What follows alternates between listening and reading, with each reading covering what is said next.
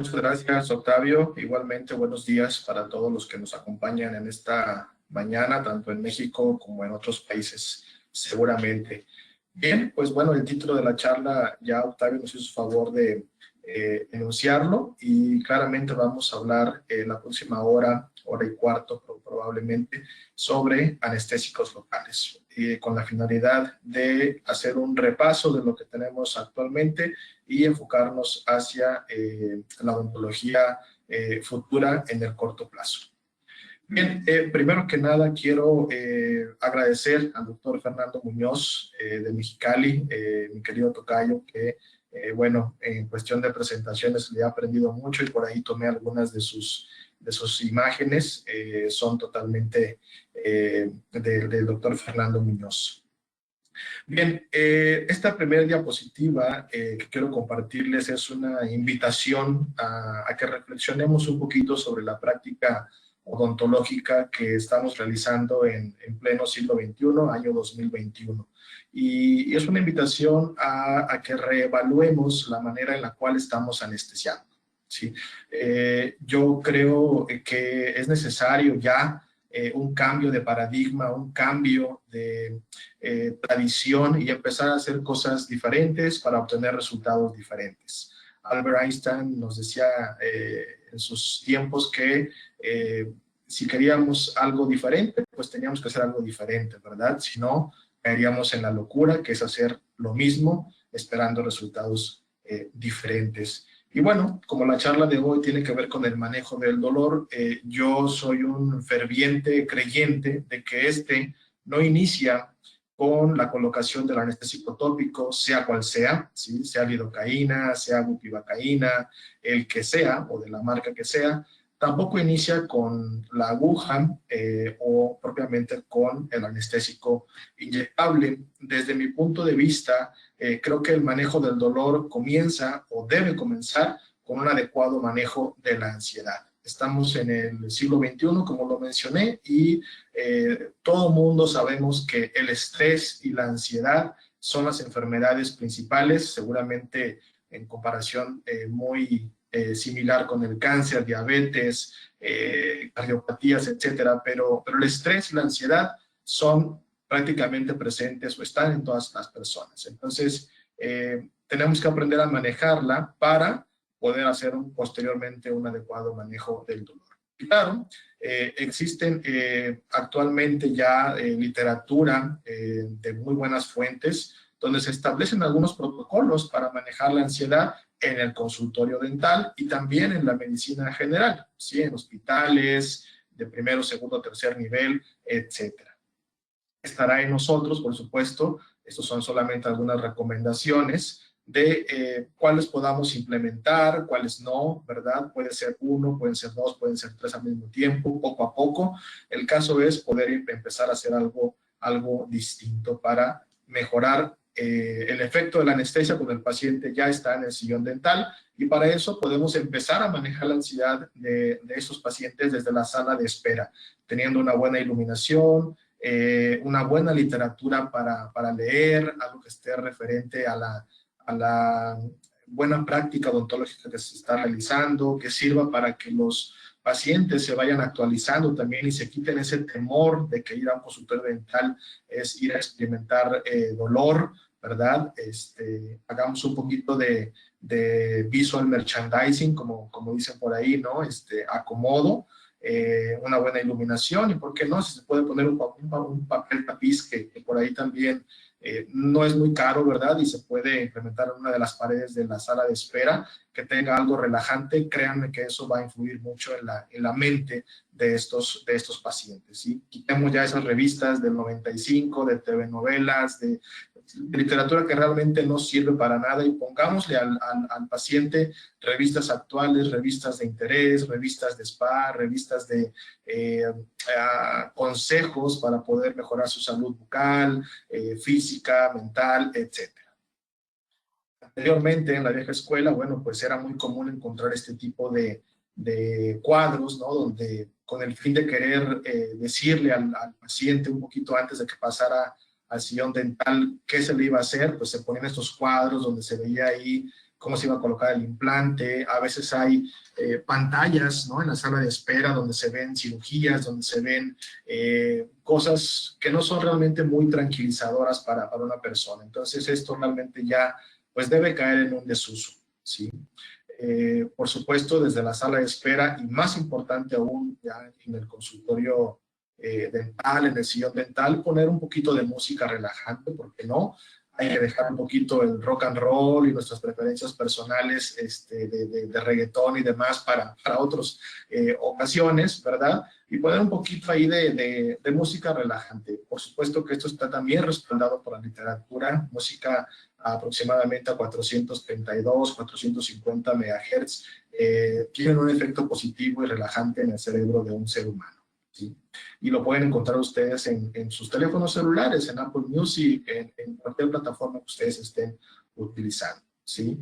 La cromoterapia también es otra de las técnicas que se utilizan más que nada en los spas y seguramente en otros centros holísticos donde el paciente llega con dolor de espalda, llega con algún estrés, llega con una ansiedad y quiere relajarse, ¿sí? Y además de que huele muy bien, la combinación de ciertos colores también tiene un efecto positivo. El ser humano es muy visual, entonces, y mucho más los hombres, dicen por ahí, ¿verdad? Entonces, hacer uso también de técnicas de cromoterapia puede ser bastante útil en el consultorio dental. No estoy diciendo que pongan estos 8 colores, ¿verdad?, en toda la clínica o en todo el edificio, o en todo el consultorio, no. Lo que estoy diciendo es combinar quizá un par de lucecitas, quizá 3, ¿sí? Va a tener también un efecto muy tranquilizador y por consecuencia tener a un paciente cooperativo, con un buen efecto de anestesia, y ustedes también puedan estar en la misma sintonía que él, tranquilos y relajados para un buen trabajo, ¿no? La aromaterapia, no se diga, está muy ligada con lo anterior, ¿sí? La mayoría de nosotros podemos poner glades en casa o en el trabajo y demás. Bueno, está bien, eso es válido, ¿no? Pero también hay con los que somos muy asiduos de ir a estos pues baños turcos y demás, donde se puede poner el eucalipto y nos relaja las vías respiratorias y podemos respirar mejor. Y, en fin, todo esto va sumando dentro de los protocolos que pueden ayudar a que una persona baje sus niveles de estrés y baje sus niveles de ansiedad para que posteriormente podamos empezar a trabajar con ellos, ¿sí? El orden y la limpieza, por supuesto, siempre debe de estar de sobra, inclusive en el sillón dental, eliminar toda la sangre que pudo haber quedado de un procedimiento anterior, los malos olores de un absceso, etcétera, para recibir al siguiente paciente y tenga una buena experiencia, primero visual, después auditiva y por supuesto sensorial. Finalmente, también se puede hacer uso durante el procedimiento dental, la técnica de audioanalgesia, ¿verdad? Básicamente ponerle ahí unos audífonos con música tranquilizadora. El cerebro se va a estar ocupando de escuchar esa música más que de estarse preocupando por el sonido de la fresa o por ver si está bien inyectado, bien anestesiado o no. Y finalmente habrá pacientes en los cuales habrá que hacer uso de las benzodiazepinas. Un cuartito de alprazolam, ustedes lo pueden prescribir perfectamente, siempre y cuando no esté contraindicado en el paciente. Y ahora sí, ven ustedes que ya viene el anestésico tópico. Entonces, en la medida en la que nosotros podamos hacer 1, 2, 3, 4, 5 o 7 protocolos de manejo de ansiedad, tendremos a un paciente mucho más amigable, ¿sí?, para trabajar relajado, tranquilo, y ahora sí pondremos al anestésico tópico, ¿sí? Hay quienes creen que no funciona, por supuesto que funciona, ¿sí? Aquí en México y en la mayoría de Latinoamérica, pues la lidocaína es el tópico principal, en algunos casos se usa la bupivacaína, tiene un efecto todavía mucho más profundo y prolongado, ¿sí? Y ahora sí viene la inyección con el cartucho que ustedes vayan a utilizar, sea lidocaína, mepivacaína o articaína, ¿sí? Y aquí viene la primera recomendación, el primer tip, ¿sí?, para todos los que nos están acompañando en esta sesión, y es que se tienen que hacer inyecciones muy lentas, ¿sí? ¿A qué nos referimos con muy lentas? A que hay un tiempo mínimo establecido para inyectar un cartucho de anestesia dental, ¿sí? Y esto es porque son medicamentos de tipo 4 y esta norma nos dice que se debe de inyectar 1 mililitro, ¿sí?, en mínimo 1 minuto. Y sabemos que los cartuchos son de casi 2 mililitros, 1.7, 1.8 mililitros. Entonces son casi 2 minutitos los que hay que tardarse. Hay un estudio en los Estados Unidos que se hizo recientemente donde arrojó un dato muy alarmante y hablamos de un país que, bueno, sabemos todos que tiene muchas normas, muchos estándares de alta calidad y demás, pero también pueden existir malas prácticas y desafortunadamente en ese documento, en ese paper, se estableció que en un grupo controlado de doctores, el 85% de esos odontólogos infiltraban un cartucho en aproximadamente 15 segundos. ¿Sí? Entonces están muy lejos, ¿sí?, de llegar a cumplir lo que se está estableciendo desde hace ya varias décadas. Bien, obviamente al hablar del manejo del dolor tenemos que hablar sobre el dolor primeramente, ¿verdad? Para aprender cómo se puede manejar. Es imposible controlarlo, pero sí es posible manejarlo. Hay una diferencia ahí con estas palabras. Y lo primero que tenemos que recordar o de conocer es que el dolor es el mayor temor que los pacientes dentales tienen. Es una de las principales causas, si no es que el número uno a nivel México, Latinoamérica y mundo, por la cual una persona no va o no lleva a otra persona, ¿sí?, en el caso de los pediátricos, a una atención dental a tiempo. ¿Sí? El segundo miedo más común podría ser las agujas, el tercero la anestesia. Hay gente que dice que los costos, al sonido de la fresa, a que les hagan daño, en fin, todavía hay mucho por trabajar y por mejorar en esta área tan importante que es la anestesiología.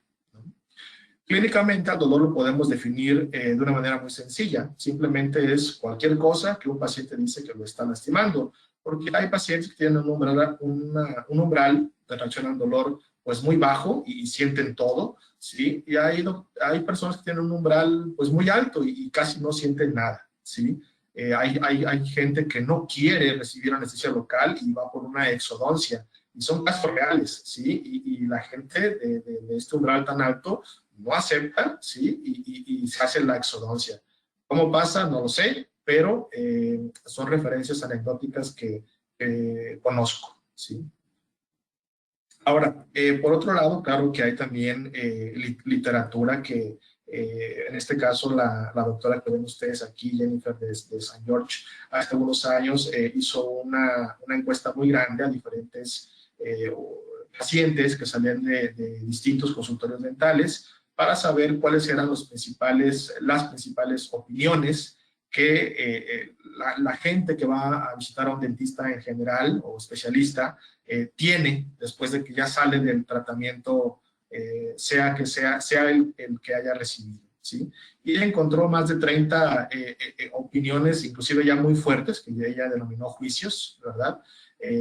Pero se repetían mucho los siguientes, ¿sí? En el top 2, ¿sí? El segundo que más se repitió fue de personas que dijeron: me hubiera gustado que la doctora o el doctor que me atendió no me hubiera lastimado, ¿sí? Entonces la traducción es que se sintió lastimado, ya sea durante el procedimiento dental, quizá un poquito antes, en fin.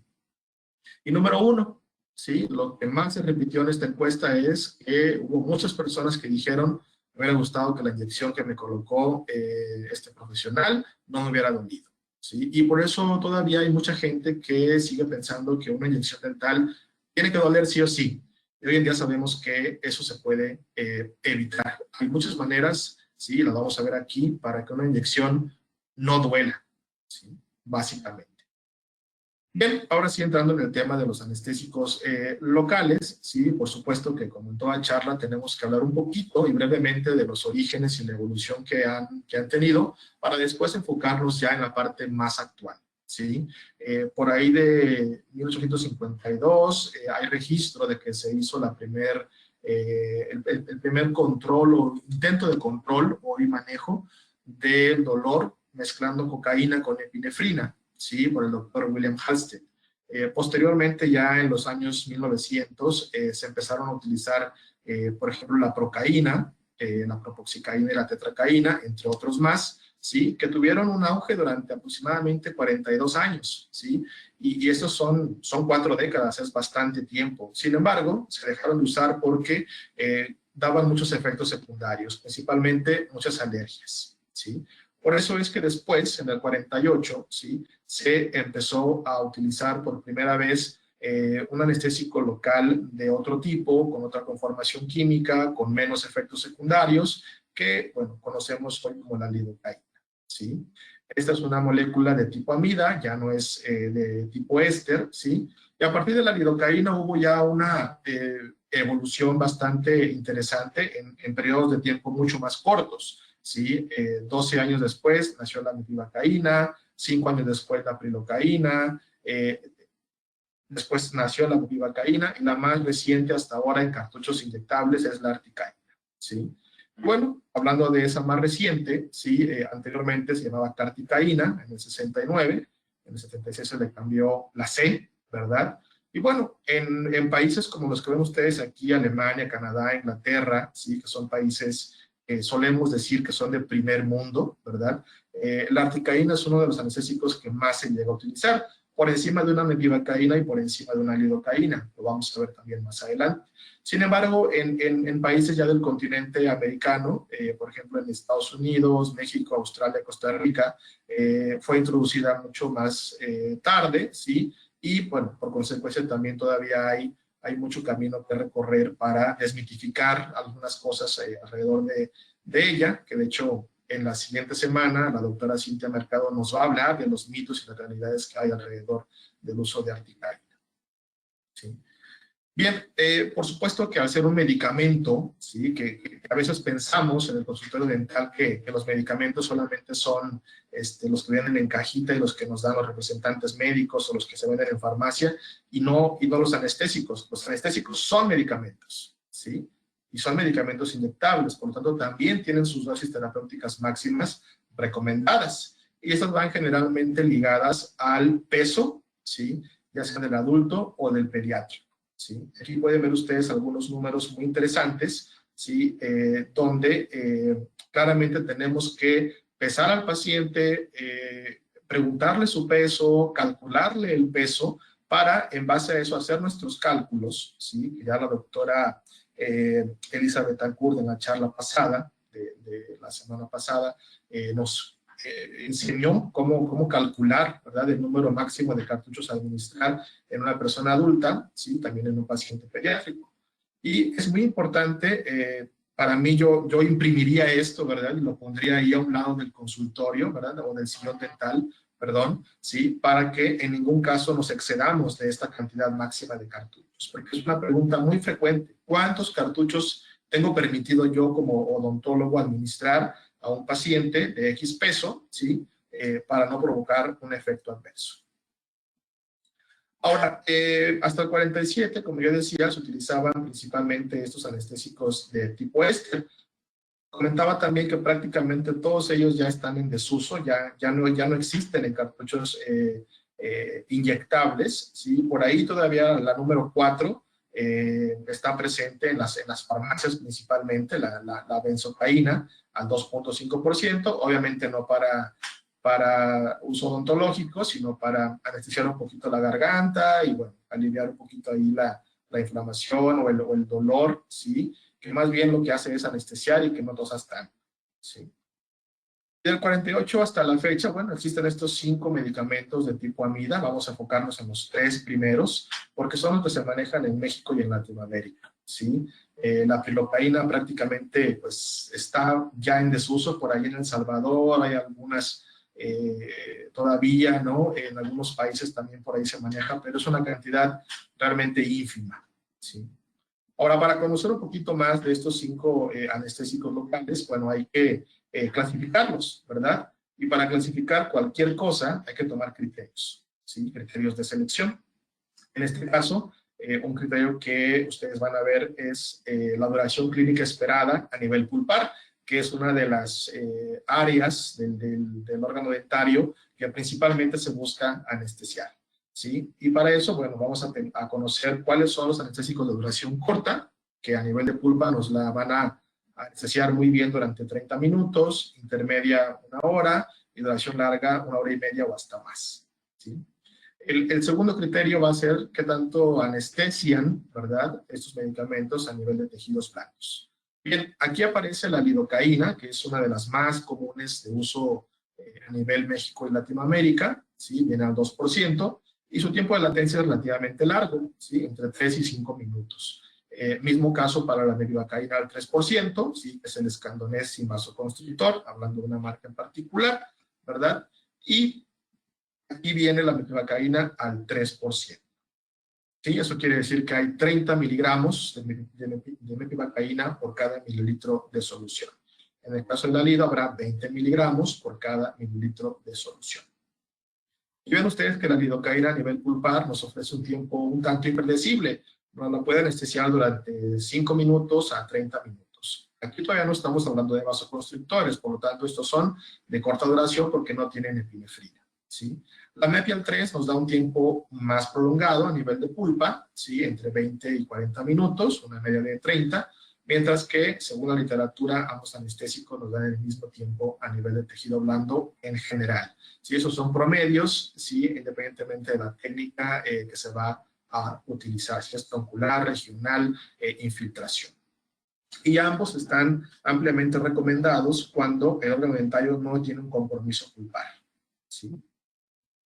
Hablando, por ejemplo, de este anestésico que acá en México pues es bastante común desde hace ya más de 20 años, perdón, ¿sí? Se utiliza mucho en pacientes pediátricos porque tiene un efecto muy corto y evita que el niño pues, no se muerda tanto el labio, la lengua y no se lastime, ¿verdad? Por un efecto prolongado de la anestesia.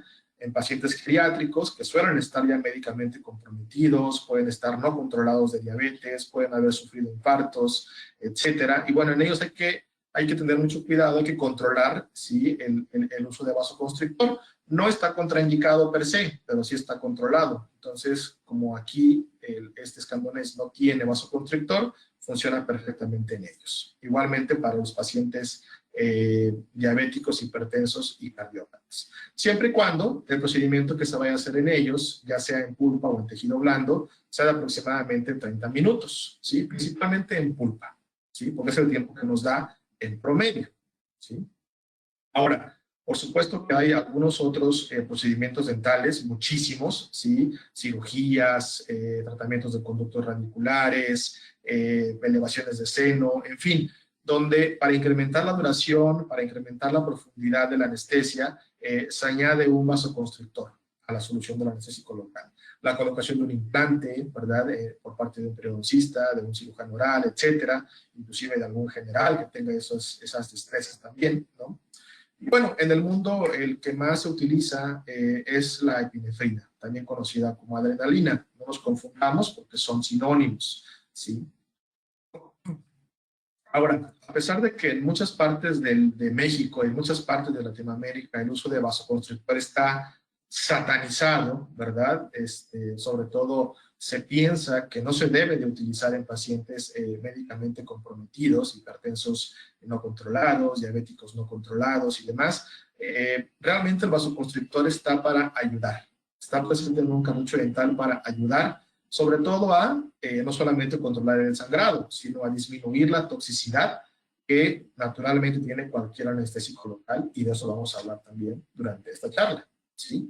Por ejemplo, con la adición de este vasoconstrictor, el nivel en sangre del anestésico local se va a disminuir significativamente, trayendo como consecuencia, ¿sí? Una minimización de un posible riesgo de sobredosis, entendida esta como una reacción tóxica que le puede pasar al paciente, ¿sí? Por haber recibido un exceso de anestesia, es decir, muchos cartuchos. Esto suele pasar más en el caso de lidocaína o de mepivacaína sin vasoconstrictor, ¿sí? Entonces, ¿qué es lo que va a hacer el vasoconstrictor? Bueno, pues va a reducir el diámetro normal, ¿sí? Este flujo sanguíneo normal que tienen los vasos sanguíneos, ¿sí? Para pasarlo a algo más restringido, y de esa manera, bueno, pues no hay un espacio físico tan amplio por el cual el anestésico per se pueda, ¿sí? Llegar al torrente sanguíneo. Es decir, le estamos dando más tiempo, ¿sí? Al cuerpo con el vasoconstrictor para que éste pueda aceptarlo gradualmente, ¿sí? Hablando del anestésico, y posteriormente lo empiece a metabolizar y a degradar poco a poco, ¿sí? Ahora, no sobra además jamás, ¿verdad? Hacer la recomendación de que siempre hay que tratar de poner el anestésico, sobre todo si hay algunos estudiantes de pregrado que nos están escuchando por aquí, o de posgrado incluso, ¿sí? Ponerlo más cerca del anestésico del nervio o grupo de nervios que estamos intentando bloquear, ¿verdad? Por ahí hay alguna referencia que dice que aproximadamente a 10 milímetros del nervio, sí tendremos un buen efecto anestésico. Jamás ponerlo en una arteria y mucho menos en una vena. ¿Sí? Bien, eso fue hablar un poquito de los de corta duración. Ahora vamos con la duración intermedia. ¿Sí? Aquí vamos a hablar de, otra vez, la lidocaína 2%, con epinefrina 1 a 80,000 y 1 a 100,000. 1 a 80,000 tiene más concentración de epinefrina que 1 a 100,000, hablando de los cartuchos. La Mepial 2 generalmente se vende siempre con epinefrina 1 a 100,000. A veces estos números no nos dicen mucho, pero aquí abajo pueden ver ustedes qué significa 1 a 100,000 o qué significa 1 a 200,000 en el caso de la articaína, ¿sí? Acá en México se le conoce como Medicaín, en otras partes de Latinoamérica se le conoce como Sertanes, ¿sí? Y habrá presentaciones de 1 a 100,000 o 1 a 200,000, ¿sí? Una característica principal de la articaína frente a las otras dos es que hace efecto más rápido. Su tiempo de latencia puede ser entre 1 y 3 minutos. Y las últimas dos columnas pueden ver que, según la literatura, a nivel general, sí nos ofrecen el mismo tiempo de anestesia pulpar e inclusive en tejidos blandos. Están clínicamente indicados los tres cuando el órgano dentario sí tiene un compromiso pulpar. ¿Sí? Y finalmente está aquí solita la bupivacaína, que aunque no se vende en cartuchos dentales, es importante conocerla, ¿sí? Viene al 0.5%, con una concentración muy baja de vasoconstrictor.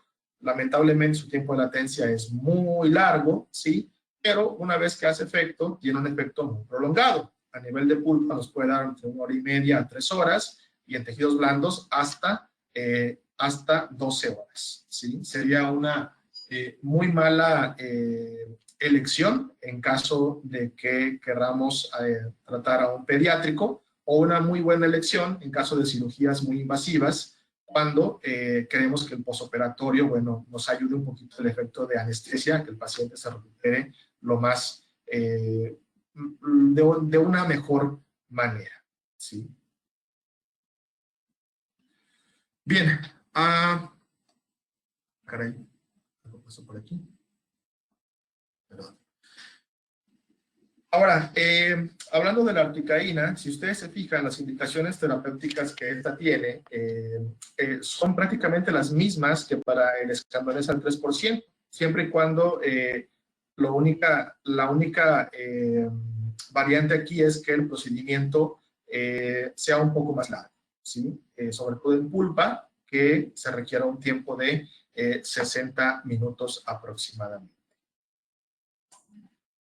Ahí pueden ver ustedes que es lo único que cambia. Entonces, estoy tratando de enfocar esta charla para que ustedes puedan conocer que básicamente un anestésico local se elige en base al tipo de paciente que se va a atender, su condición médica, por supuesto, y cuánto tiempo de trabajo voy a requerir para mi procedimiento, principalmente en pulpa o en tejidos blandos. ¿Sí? Bien. Mencionaba yo hace unos minutos que todos los anestésicos locales, ¿sí? Son tóxicos, ¿sí? Por eso el vasoconstrictor nos ayuda a disminuir esa toxicidad natural, ¿sí? De hecho, todos, Lido, Mepi, Arti, Prilo, Bupi, son considerados neurotoxinas, ¿sí? Que actúan positivamente, y por eso se usan correctamente en la odontología, ¿sí? Con buenos resultados a nivel de membrana de una célula nerviosa, ¿sí? Para interrumpir temporalmente la transmisión de impulsos eléctricos al cerebro. Es el órgano que realmente interpreta el dolor, ¿sí? El punto número 4 es un poquito preocupante porque hay muchos sitios, muchos consultorios donde se usa un exceso de cartuchos, ¿sí? Y cuando pasa esto, ese anestésico que se está inyectando en exceso, ¿sí? Porque no se calculó el peso, porque no conocemos la dosis terapéutica máxima, no sabemos cuántos cartuchos máximos se pueden utilizar, se pueden acumular de una mala manera, ¿sí? En la sangre y en ciertos órganos blancos, ¿sí? Como puede ser el corazón, el cerebro, el hígado, los riñones, la sangre misma, que no es un órgano como tal, ¿sí? Y de esta manera se puede comprometer el funcionamiento normal de ese paciente. Entonces, siempre hay que poner la menor cantidad de anestesia que nos dé un muy buen efecto durante un tiempo adecuado, ¿sí? El mecanismo de acción, bueno, el punto 2 nos lo decía, ¿no? Es a nivel de membrana de una célula nerviosa. Y básicamente, sí, lo que sucede aquí es que, a ver, voy a poner mi apuntador. Aquí está. Sí, cuando se está inyectando a una persona, bueno, ese anestésico va a ir viajando por los tejidos grasos, por tejido blando, hasta llegar a la membrana de la célula nerviosa, sí, que está aquí, y que es extremadamente compleja, ¿verdad?, de explicar, pero simplificando un poquito el proceso, ese anestésico es liposoluble, ¿sí? Aquí hay grasita, aquí hay lípidos, tiene que llegar a su receptor, ¿sí? Y dependiendo cuál sea el anestésico que estamos utilizando, va a llegar a cierto receptor específico, ¿sí? De esa manera, cuando esta unión se lleva a cabo, que es una unión química per se, ¿sí? El canal de intercambio de sodio-potasio, ¿sí? Intra y extracelularmente se ve bloqueado, y de esa manera no hay un diferencial eléctrico que el cerebro, ¿sí?, puede interpretar como dolor, ¿sí? Obviamente esta unión es reversible, después de cierto número de horas, esta unión se va deshaciendo, ¿sí? Y el paciente vuelve otra vez a la sensación normal de anestesia.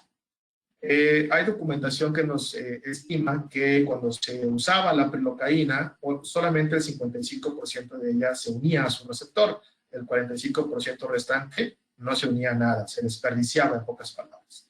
La lidocaína, sí, que es más nueva, lo hace un 10% mejor, la MEPI, que es un poquito más nueva, un 10% mejor, y finalmente la bupi y la articaína prácticamente están bloqueando a un 100%, ¿sí? A un 95%, que pues es una tasa bastante, perdón, un porcentaje bastante alto, ¿sí? A esto se le llama porcentaje de unión a proteína, ¿sí?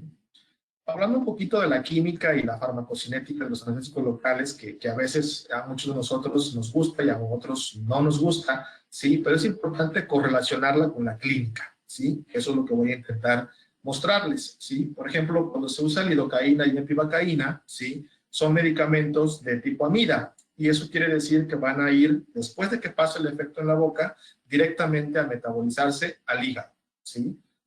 Obviamente, si tenemos a un paciente con problemas de hígado, ya sean leves, moderados o severos, pues no sería lo indicado ponerles lidocaína o metivacaína, porque vamos a agregarle todavía más neurotoxina para degradar. Entonces, desde un punto de vista biológico, pues hay que utilizar otra opción. Ahí podría ser, por ejemplo, la articaína, que al ser una molécula híbrida, es amida, pero también es éster, se sabe que solamente el 5% de ella va a llegar al hígado a metabolizarse.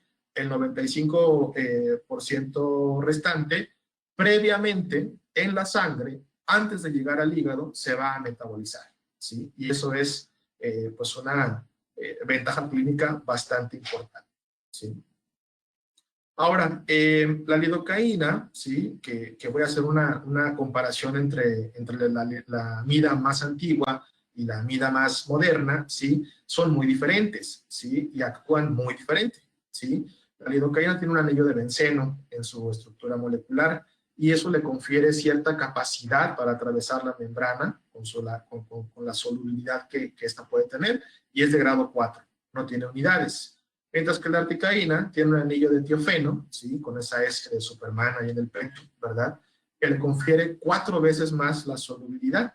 Entonces, para ella es mucho más fácil atravesar la membrana, y por estas razones que hace efecto más rápido, hace un bloqueo mucho más rápido que una lidocaína, ¿sí? Y también, pues, mucho más rápido que una metivacaína, ¿sí? Entonces, hay una evolución aquí aparentemente a favor del uso de articaína, y que puede ser muy útil en muchos de los casos donde está indicada utilizarla, ¿sí? En cuanto al pKa, ¿sí?, tanto la lido como la arti, siguiendo con esta comparativa de la primera amida y la más reciente, el pKa es prácticamente el mismo, ¿sí? Su tiempo de latencia se considera rápido, aunque en lo particular yo tengo mis dudas de que la lidocaína pues, también sea tan rápida como la arti. Creo que la arti sí es más rápida, inclusive la MEPI creo que es más rápida que la lidocaína, ¿sí? No estoy diciendo que sea mala la lido, claro que no, tiene sus indicaciones clínicas, por supuesto, y es un buen anestésico, pero sí hay diferencias en cuanto al tiempo de latencia, hay diferencias en cuanto a qué tanto bloquea, qué tanto se une a proteína, ahí están los porcentajes, ¿verdad? Y en cuanto a la duración que puede tener, pues prácticamente es moderada, ¿sí? La única que es considerada prolongada, y lo vimos, hasta 12 horas es la bupivacaína. Ahora, hablando de lo más actual, siguiendo en esta misma línea, ¿sí? Quiero hacer a partir de aquí pues un énfasis muy particular, tanto a nivel anecdótico como a nivel científico, del uso de articaína. ¿Sí? En la siguiente semana, la doctora Cintia Mercado, endodoncista ella, pues nos va a hablar más sobre este anestésico, pero yo los quiero ir poniendo un poquito en antecedente también. Y no sé si lo sabían, pero este anestésico es el primero que fue diseñado en un laboratorio, ¿sí? Específicamente para uso dental, ¿sí? Las 4 amidas restantes primero se usaron en la medicina general y posteriormente se hicieron muy buenos estudios que permitieron traerla a la odontología. Pero esta nunca pasó por ese proceso. Bajo un razonamiento lógico muy sencillo, pues querría decir que algo debería tener, ¿verdad? Idealmente de mejor, ¿sí? O al menos igual que los anestésicos previos para poder utilizarla en odontología, ¿verdad? Ahora, vamos a empezar un poquito con las evidencias anecdóticas que indican cierta superioridad, ¿sí? En algunos países, en algunos casos, en la opinión de algunos doctores, ¿sí? Generales o especialistas, ¿sí? Por ejemplo, en Alemania, ¿sí? Es el país que la desarrolló en el 73 y que es el primer país en el mundo que la empezó a utilizar. Por eso es que para el 2012, bueno, prácticamente el 97% de los anestésicos locales usados en tierras germanas, pues eran a base de articaína, ¿sí? La MEPI prácticamente no se usa y la lidocaína, pues todavía tiene un 3% ahí de participación, ¿sí?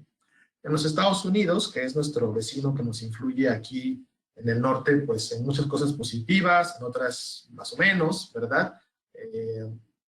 Fue introducida en el año 2000 y para el 2012, ¿sí? Casi el 40% de lo que se utilizaba pues era articaína, ¿sí?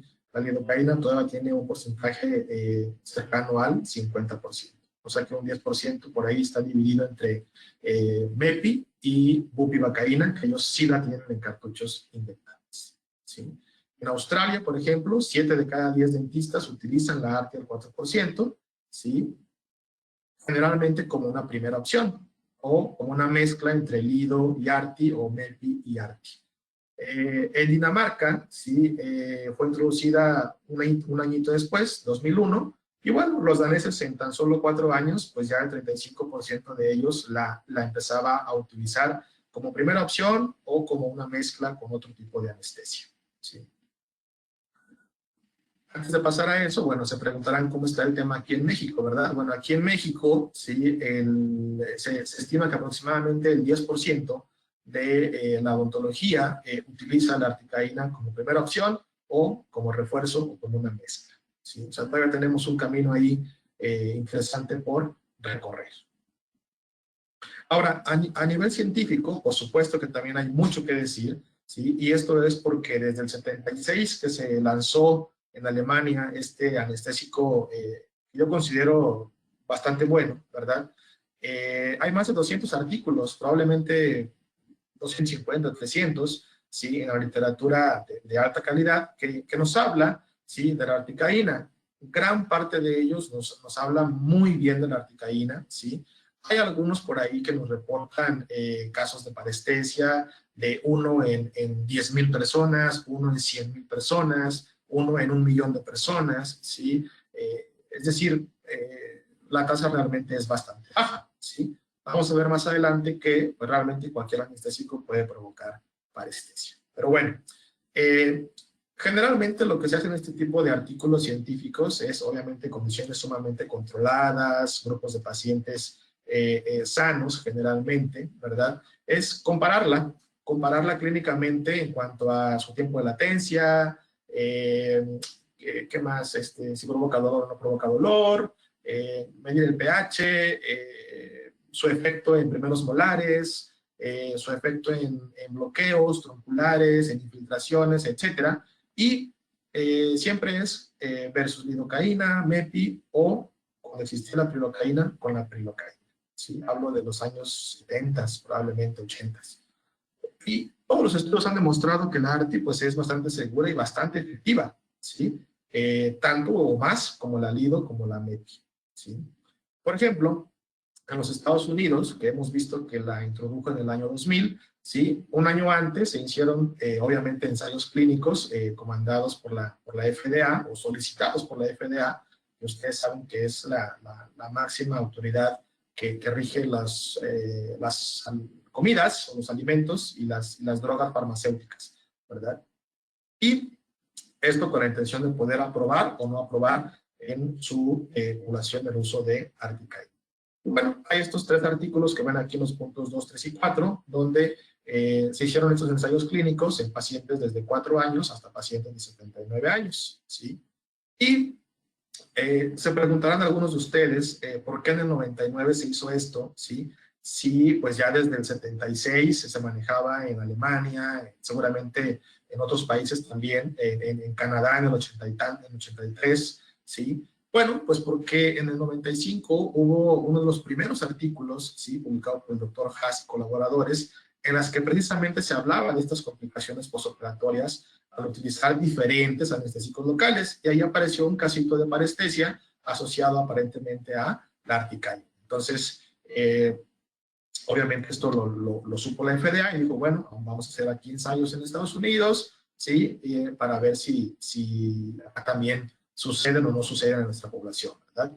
Y la buena noticia es que, bueno, en los ensayos que se hicieron ahí, pues todos los pacientes fueron contactados un día después, una semana después, y pues no hubo ningún tipo de parestesia presentada, ¿sí? Aquí está el artículo, sí, que fue comandado por el doctor Stanley Malamed, una de las personas que yo considero que sabe bastante sobre el tema de anestesiología a nivel global, sí, no es el único, pero sí es uno de los líderes de opinión pues más respetados, ¿verdad? Y él evaluó esta eficacia de la articaína con las siguientes conclusiones, ¿sí? Él concluye que la articaína, que mide al 4%, sí es segura y es eficaz para uso en odontología clínica, ¿sí? ¿Por qué? Bueno, pues porque en estos 3 ensayos aleatorios que he mencionado previamente, ¿sí? Él observó que fue bien tolerada, ¿sí? En 882 personas, repito, de 4 a 79 años, y que clínicamente proporcionaba un alivio efectivo del dolor, ¿sí? También él observó, ¿sí? Que el tiempo de inicio de la anestesia y la duración de la misma eran apropiadas para uso clínico, ¿sí? Y bueno, esto está respaldado en la literatura, ¿no? Sabemos que a nivel pulpar, ARTI, Lido y MEPI nos ofrecen esencialmente el mismo tiempo cuando tienen vasoconstrictor, ¿sí? Y que se puede utilizar también en niños. Hay muchos odontopediatras que ya utilizan la articaína, ¿sí? Particularmente Medicaín 1 a 200,000, ¿sí? Y funciona de manera extraordinaria en pacientes pediátricos, conociendo que la dosis máxima es de 4 miligramos por cada kilogramo de peso, ¿sí? ¿Verdad? Entonces, no hay que tratar al niño, ¿sí? Como un adulto, ¿verdad? La dosis es muy, muy diferente, ¿sí? Pero sí se puede utilizar, no está contraindicada, ¿sí? En el segundo artículo, bueno, también comandado por el doctor Malamed, o Malamed, como queramos decir, pues básicamente tiene las mismas conclusiones, ¿verdad? Articaína bien tolerada, segura y efectiva.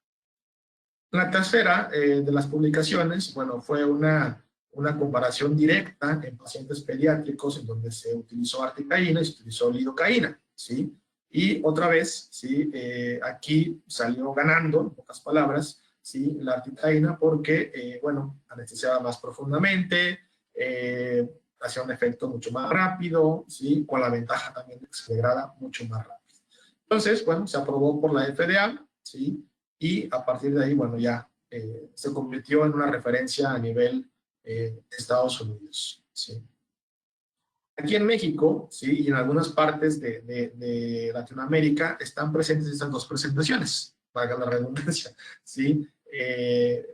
Medicaína 1 a 100,000, ¿sí? Que nos va a dar aproximadamente 1 hora y media de trabajo en pulpa y hasta 6 horas en tejidos blandos, ¿sí? Mientras que 1 a 200,000, que tiene la mitad de epinefrina por cartucho, la única diferencia, ¿sí? Pues bueno, como tiene menos epinefrina, nos va a dar menos tiempo de trabajo, ¿sí?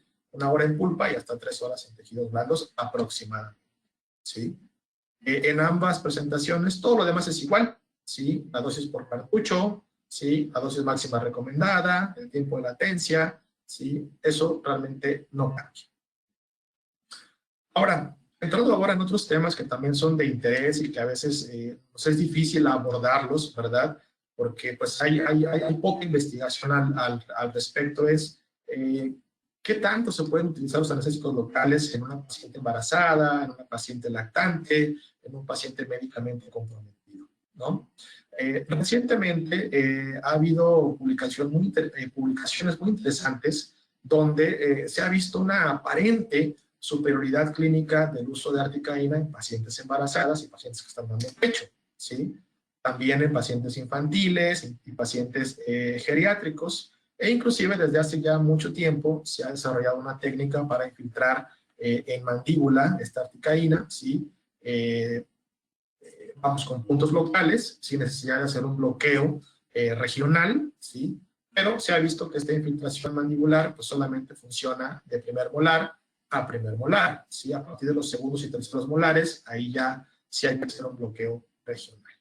¿Sí? Bien, cambiando un poquito el chip, ¿sí? Quiero invitarlos ahora a que hablemos un poquito de la seguridad, ¿sí? Que representa el uso de X, Y o Z anestésico local en una persona sana o no sana, ¿sí? Lo primero que tenemos que saber es que el anestésico local se va a redistribuir cardiovascularmente, ¿sí? No se va a quedar para siempre en la boca, ¿sí? Va a interactuar, ¿sí? Con ciertos órganos, como los que he mencionado previamente, y finalmente todos van a llegar a los riñones, ¿sí? Prácticamente ya metabolizados, listos para ser excretados por la orina, ¿sí? La mala noticia es que el nivel en sangre del anestésico local, ¿sí? Se va a incrementar conforme este se absorbe y se redistribuye en el cuerpo, ¿sí? Pero bueno, es una mala noticia solo cuando se usan muchos cartuchos, ¿sí? Cuando se utilizan 2, 3, 4, 5, 6, 7 cartuchos, ¿verdad? Que a veces pasa, no siempre, a veces pasa con lidocaína o con mepivacaína, ¿sí? A veces pasa con arte, aunque es menos común, ¿sí? Sobre todo en pacientes muy difíciles de anestesiar. Entonces, otra vez aplica la misma pues norma, ¿no? Menos es más. Menos anestesia para un paciente es más seguro, ¿sí? Ahora, todos los seres humanos tenemos metabolismo, ¿sí? Para poder detoxificar y biotransformar los anestésicos locales, ¿sí? Si esos anestésicos tienen una parte en su estructura molecular que es un éster, bueno, en la sangre existen colinesterasas plasmáticas que son las responsables de cortar, ¿sí? Porque son enzimas, ¿verdad? De cortar y degradar el anestésico. Al cortarlo y degradarlo, aunque siga dentro del cuerpo, ¿sí? Ya está cortado, degradado y no puede provocar ningún efecto adverso, ¿sí? Si el anestésico que estamos utilizando es de tipo amida, ¿sí? O tiene una base de amida, ¿sí? Va a ir después de la boca directamente a la sangre y posteriormente llegará al hígado, donde las enzimas microsomales hepáticas lo van a degradar, ¿sí? Y bueno, ¿cómo sucede esta degradación? ¿Sí? Hoy en día ya se conocen los tiempos de degradación también, ¿sí? Primero que nada tenemos que saber y conocer cuál es la vida media plasmática de lo que utilizamos todos los días, ¿sí? Que es este anestésico local. La vida media plasmática es el tiempo requerido por cualquier anestésico local cuando ya está en el torrente sanguíneo. Es decir, ya se fue de la boca. Ya pasaron esas 2, 3, 6 horas de efecto en la boca y ya está en el torrente sanguíneo, yéndose a los órganos blancos o yéndose a el hígado para después pasar a los riñones y salir excretados por la orina, ¿sí? Pero este tiempo, ¿sí? Se le llama vida media porque es el tiempo que cuando ya está en el torrente sanguíneo debe de pasar para que se degrade al menos el 50%. Por eso es vida media, ¿sí? La mitad, ¿sí? Plasmática y en torrente sanguíneo. Comúnmente, a nivel global, ¿sí? Lo que se acepta de manera general es que cualquier anestésico local tarda aproximadamente 6 vidas medias en degradarse, ¿sí? ¿Qué quiere decir esto? ¿Sí? Que cuando pasa la primera vida media, pues se cumple el concepto, se degrada el 50%. Y un error muy común que suele pasar en muchos de nosotros es que pensamos que cuando pasa la segunda vida media, se degrada el 50% restante. Y eso no es así, ¿sí? El metabolismo no es proporcional, ¿sí?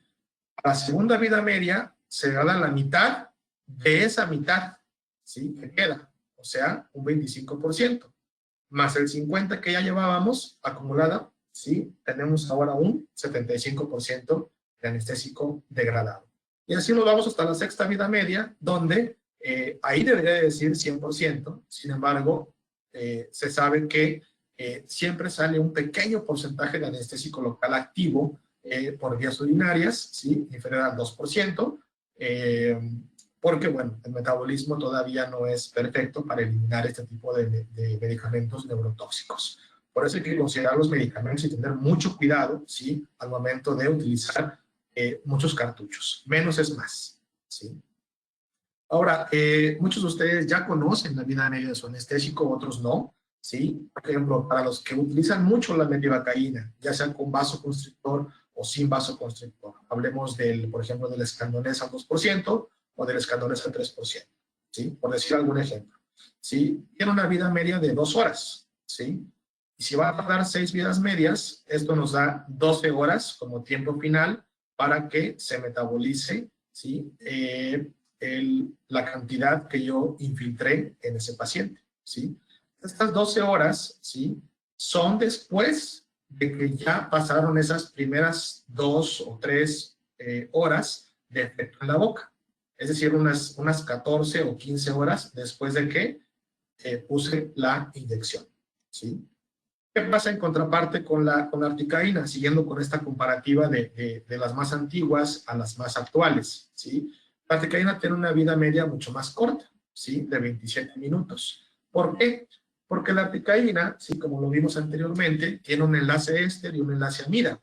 Entonces tiene 2 vías para metabolizarse, ¿sí? La sangre, 95%, y el hígado, un 5%. La MEPI solamente tiene el hígado. Entonces, aquí estamos como que 2 por 1, ¿verdad? Entonces, por eso es que dura menos tiempo activa en el sistema de una persona. Pero también va a tardar 6 horas. Entonces, haciendo un poquito de matemáticas, ¿sí? Nos dan 2 horas 42 minutos. Es decir, en menos de 3 horas, la articaína ya está degradada en una persona sana, ¿sí? En proporción, pues la ARTI se degrada 4.4 veces más rápido que la mepivacaína, ¿sí? Posiblemente esta sea una de las razones por las cuales en los países que hemos visto que hay cierta evidencia anecdótica, pues se utiliza mucho, ¿no? Porque la seguridad para un paciente, pues siempre debe ser lo más importante. Y la tranquilidad para el odontólogo o la odontóloga debe de ser también lo más importante al momento de usar un medicamento, ¿sí? Ahora, ¿qué pasa con la lidocaína? Que todavía es un poquito más anterior a la MEPI. Tiene una vida media de 90 minutos, ¿sí? Por 6, ¿sí? Nos van a dar 9 horas de tiempo final para que se degrade. Y en comparación con la ARTI, bueno, esta se va a degradar 3.3 veces más rápido que la lidocaína. Esto adquiere una particular importancia, los tiempos de degradación, no solamente en los pacientes sanos o en los pacientes que están médicamente comprometidos. Hablo de hipertensos, de diabéticos, sobre todo cuando no están controlados. Porque un hipertenso, un diabético, un cardiópata está controlado, pues en teoría es una persona sana. Pero hay muchas veces que hay personas que no saben que tienen hipertensión, que no saben que tienen diabetes, ¿sí? Y a veces, bueno, la historia clínica puede mentir, ¿sí? Pero no solamente en ellos es importante maximizar la seguridad, también en una persona que está embarazada, ¿sí? O que está dando pecho. A mí me da mucho gusto poder hablar de esto, porque bueno, pues también soy papá, ¿verdad? Entonces, me pongo mucho en los zapatos de una persona que está embarazada, que está dando pecho, ¿sí? Y no es nada fácil, ¿verdad? Tomar una decisión sobre ir al dentista, ¿verdad? Y recibir algún tipo de medicamento, ¿verdad? Pero bueno, hay muchas urgencias y algunas no urgencias en pacientes embarazadas y hay que atenderlas, ¿verdad? Hay reglas básicas, por supuesto, que se nos han establecido desde hace mucho tiempo, y es que si la paciente llega en el primer trimestre del embarazo, pues bueno, hay que tener un máximo cuidado al elegir el anestésico local. ¿Por qué? Bueno, porque podría haber, sí, ojalá que no, pero podría haber un riesgo de un aborto espontáneo o una posible malformación fetal. Hay algunas pocas, sí, pero hay literatura que nos informa sobre esto. En el segundo trimestre, e inicios del tercero, es un periodo un poquito más seguro, ¿sí? Para administrar el anestésico, ¿sí? Un poco más seguro, no es totalmente seguro. ¿Por qué? Porque no hay ningún tipo de estudio, ¿sí? Que nos indique que se usaron pacientes embarazadas para ver efectos secundarios en el feto, ¿sí? Entonces, todo esto está basado en estudios en animales. Finales del tercer trimestre, aplica lo mismo que el primero, ¿sí? Ahora, tenemos por parte de cada entidad de salud, por ejemplo, aquí les muestro una de la FDA, que es la que más se utiliza a nivel Latinoamérica, ¿sí? Para saber, ay, perdón, me equivoqué de tecla, ¿qué podría ser más seguro, ¿sí? En una persona embarazada, ¿sí? Por ejemplo, los estudios en animales han demostrado que la lidocaína y la pilocaína son bien tolerados, ¿sí? Pero no hay estudios en seres humanos, ¿sí? Entonces, esto es extrapolarlo, ¿sí? Simplemente al consultorio dental. En el caso de la articaína, de la metivacaína e inclusive de la bupi, ¿sí? Tampoco hay estudios en seres humanos, ¿sí? Y en animales hay algunos que nos dicen que hay que considerar el riesgo-beneficio, ¿sí? Si el beneficio es mayor que el riesgo, úsese. Si el riesgo es mayor que el beneficio, no se use. Entonces, aquí entra en discusión muy interesante. Por ejemplo, sabemos que la metivacaína va a tardar 12 horas en degradarse en una persona sana que está embarazada. La lido, 9 horas, en una persona sana embarazada. Y la arti, menos de 3 horas. Entonces, como estos anestésicos pueden pasar por vía placentaria, ¿sí? Entre menos tiempo esté el anestésico dentro de esta personita embarazada, pues menos probabilidades habrá, ¿sí? De que pueda llegar por vía placentaria al feto. Entonces, ahí creo yo que la articaína se convierte en una muy buena opción para uso en el segundo trimestre del embarazo, ¿sí? La lactancia, ¿sí? Ahí es otra imagen totalmente diferente, ¿sí? Ahí lo que nos dice la literatura y las guías que están a disposición, ¿sí? Es que el uso de la lidocaína y la articaína es lo más seguro para una paciente que está dando pecho. ¿Por qué? Pues porque tiene el menor tiempo de degradación, 3 horas y 9 horas. La MEPI tiene 12 horas. Entonces, podría pasar un poquito de anestesia por la leche, ¿sí? O no. El caso es que, como lo ven ahí en la S de seguridad, ¿sí? En el segundo renglón, se dice que la seguridad para el infante, ¿sí? Al utilizar metivacaína, ¿sí? Se desconoce. La literatura es inadecuada o todavía no está disponible, ¿sí? Ahora, otro aspecto muy importante de los anestésicos para manejar el dolor, que es como estamos hablando de esta charla, es el pH, ¿sí? Y esto va a depender mucho de las marcas y de los anestésicos en sí, ¿sale? No todas las lidos tienen el mismo pH, no todas las MEPIs, no todas las ARTIs, ¿sí? Por ejemplo, ¿sí? En el caso de las lidocaínas en general tienen un pH bastante ácido, que ronda el 3.3, ¿sí? Y obviamente al momento de ser infiltradas en una persona, sobre todo si lo hacemos en menos de lo que nos indica la tasa, ¿sí? Que acabamos de mencionar, ¿sí? Pues bueno, esto va a arder y el paciente lo puede interpretar como dolor, ¿sí? La metivacaína tiene en general un pH menos ácido, ¿sí? Sobre todo cuando no tiene vasoconstrictor, es casi neutro, pero cuando tiene vasoconstrictor, pues ronda casi el 5, 4.4, ¿sí? En el caso de Medicaín, que es la articaína de Septodont, ¿sí? Tiene un pH ajustado todavía un poquito hacia la neutralidad de 5.5, ¿sí? Entonces también puede llegar a arder o doler menos, ¿sí? Y aquí está el caso del escandonés sin vasoconstrictor, ¿sí? Hasta ahora, como no tiene epinefrina, ¿sí? Bueno, su pH todavía es más cercano al neutro. Estamos entrando ya en la recta final, después de esta hora, yo les comentaba que era 1 hora y 15 aproximadamente, ¿sí? Hablar sobre dos temas, ¿sí? El tema de alergias, principalmente, y un poquito hablar de las agujas. Bien, primero que nada es muy importante que aprendamos a reconocer una alergia verdadera, ¿sí?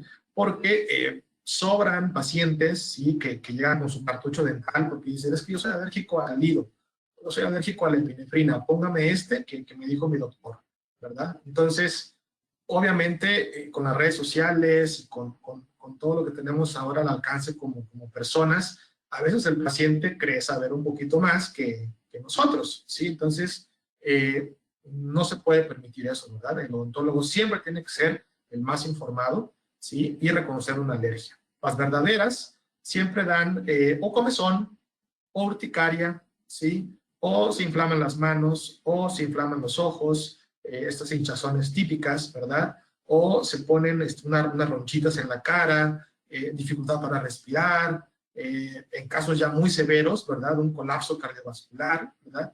Y además de eso, son reproducibles. Es decir, si una persona es realmente alérgica a algo, le va a pasar lo mismo siempre que entre en contacto con ese alérgeno, ¿sí?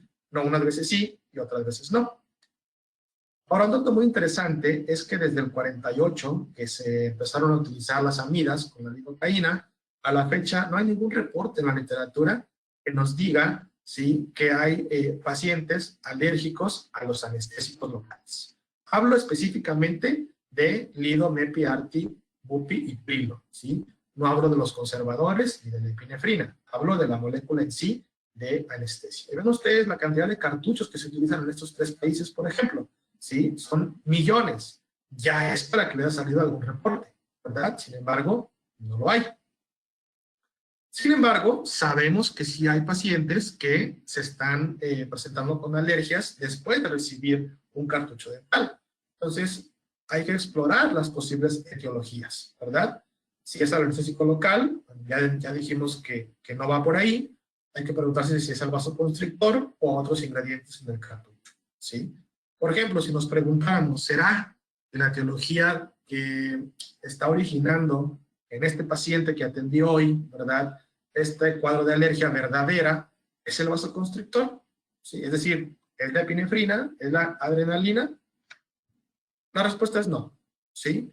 ¿Por qué? Pues ya la tenemos de manera endógena, ¿verdad? Y pues no hay nadie hasta ahora que yo conozca, ¿verdad?, que sea alérgico a la epinefrina como tal. Entonces, tampoco va por ahí. ¿Será que dependerá de otros conservadores, otros ingredientes que se le ponen a los cartuchos dentales? Bueno, hay que ver qué es lo que algunas marcas le ponen y otras marcas no le ponen, ¿verdad?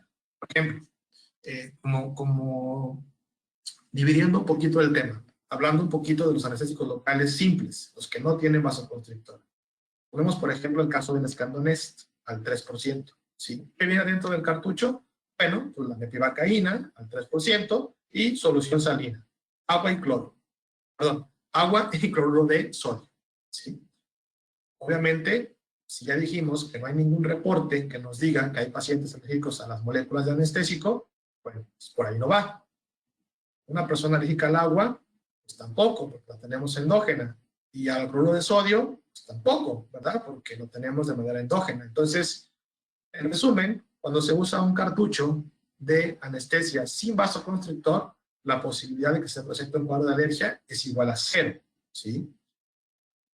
En teoría, ¿sí? Salvo que el cartucho sea de plástico, que hay reportes que nos indican que pudieran tener residuos de látex y hay algunos que inclusive tienen metilparabenos, ¿sí? Entonces, estos últimos dos, látex y metilparabenos, sí son causantes de alergias, ¿sí? Hay marcas que se los ponen y marcas que no se los ponen, ¿sí? Ahora, hablando de los que sí tienen vasoconstrictor, ¿sí? Aparte de los 3 puntos que ya mencionamos, pues va a venir la epinefrina, la cual necesita de 2 conservadores, ¿sí? El metabisulfito de sodio y los metilparabenos, ¿sí? Hay algunos casos en los que los metilparabenos se sustituyen por el ETA, ahorita lo vamos a ver, y esto, repito, depende mucho de las marcas, ¿sí? Vamos a conocer primero qué es el metabisulfito de sodio, ¿sí? Es un antioxidante, ¿sí? Que se incluye en todos los cartuchos de anestesia con vasoconstrictor. ¿Para qué? Para que no se oxide, para que no se degrade, ¿sí?, la epinefrina, ¿sí? Es decir, va a retardar esa oxidación cuando el oxígeno entre al cartucho, ¿sí? Los metilparabenos, bueno, se colocan generalmente en un cartucho dental porque son agentes bacteriostáticos, ¿sí?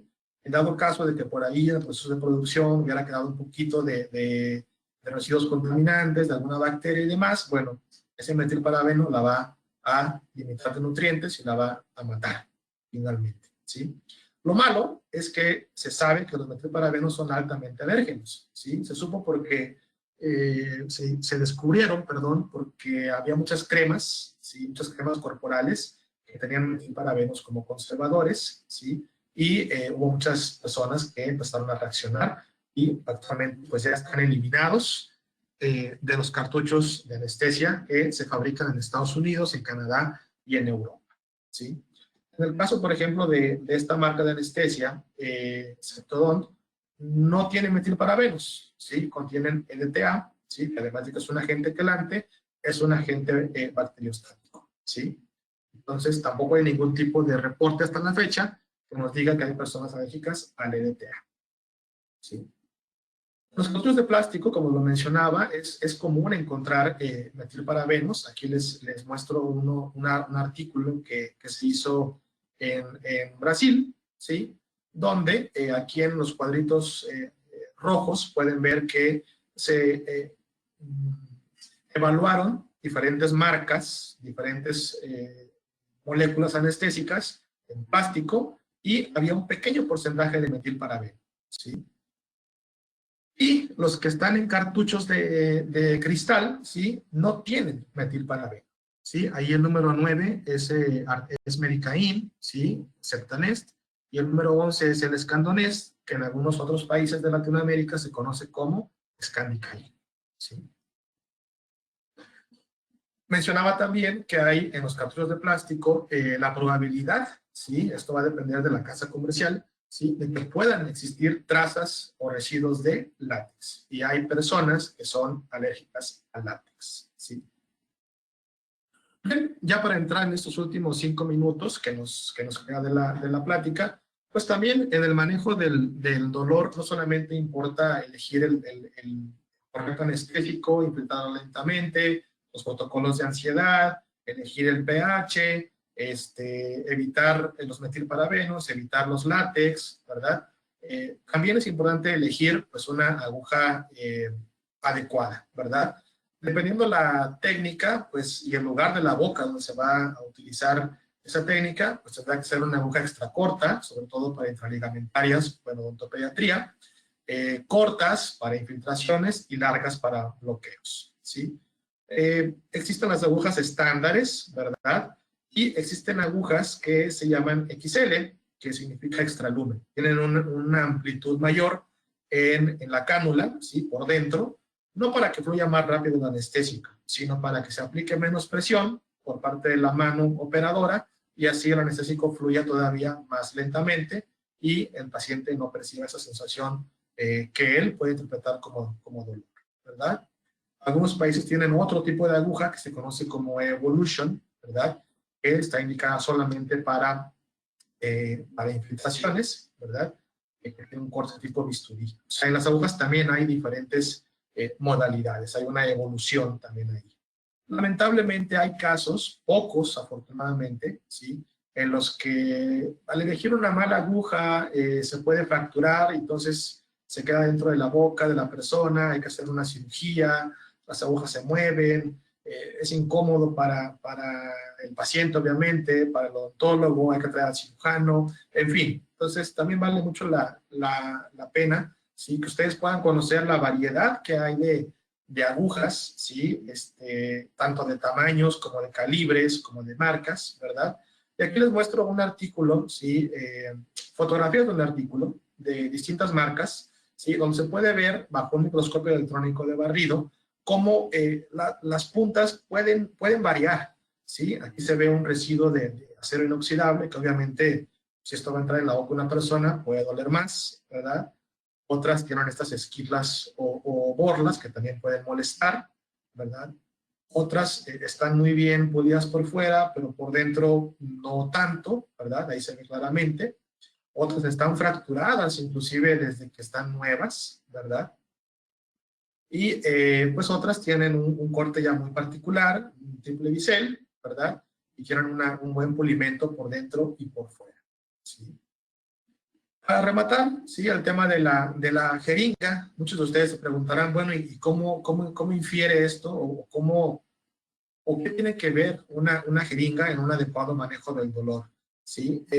Muchos de los casos que yo he podido ver, ¿sí? Es que se le muestra al paciente la jeringa, ¿sí? Al momento de estar anestesiándolo. Y eso obviamente, sobre todo si no se hicieron protocolos de manejo de ansiedad, ¿sí? En ese momento el disparo de adrenalina se va para arriba porque le tiene miedo a la aguja y le tiene miedo a la jeringa, ¿sí? Entonces, obviamente, hay que no mostrarla en la medida de lo posible, ¿verdad? Poner algunos lentecitos oscuros al paciente, hacerle un poquito de plática, decirle, ahí va para allá, ¿sí? Y hacer la infiltración lo más lenta posible, ¿sí? Hay algunas jeringas que tienen este típico arpón, ¿verdad? Donde hay que hacer la aspiración manual para asegurarnos que no estamos dentro de un vaso sanguíneo, pero también hay otras mucho más prácticas y más modernas, creo yo, que no tienen arpón y que hacen la aspiración de manera automática, ¿sí? Entonces, ustedes tienen, tanto en México como en otros países de Latinoamérica, estas dos opciones, ¿verdad? Que puedan ustedes elegir entre una aspiración manual o una aspiración automática. Y además también hay pues variedades en cuanto al tamaño del anillo, ¿verdad? Para pulgares pues, más pequeños, pulgares medianos, pulgares ya un poquito más grandes. El tema es elegir una jeringa, ¿sí? Que sea muy cómoda en la mano, también ayuda a hacer un mejor control de la infiltración y hacer un mejor manejo del dolor. Bien, ahí están los 75 minutos que yo comentaba que vamos a platicar sobre este tema, ¿sí? Espero que hayan tomado por ahí algún tip, ¿sí? Siempre digo que si al menos una de las personas que me está escuchando aprendió una cosita nueva, ya estamos del otro lado, ¿verdad? Si son dos o más, qué bueno. Y si no, bienvenidos los comentarios, las sugerencias y sobre todo las preguntas. Les dejo mis datos de contacto o si quieren que les comparta algún otro tip, ¿sí? Algún video, algún artículo, alguna presentación, etcétera, con mucho gusto. Voy a dejar de compartir mi pantalla entonces para irnos a la sesión de preguntas y respuestas, si les parece bien. Muchas gracias, Octavio. Darle las gracias a estoy viendo aquí que se unieron más de 300 doctores que se dieron el tiempo esta mañana. Les agradezco mucho, principalmente a ellos por tomarse este tiempo de escucharnos. Gracias a ti, gracias a Inteligencia Dental también. Y bueno, los invito a que se unan a este tipo de conferencias para estar siempre actualizándonos. Y finalmente me despido con la recomendación de no bajar la guardia con el tema de COVID. Sí, se están presentando nuevos casos, tanto infantiles como en adultos. Entonces, esto todavía va para largo, sí, así que sigamos con la guardia en alto. Muchas gracias, fue un gusto estar con ustedes.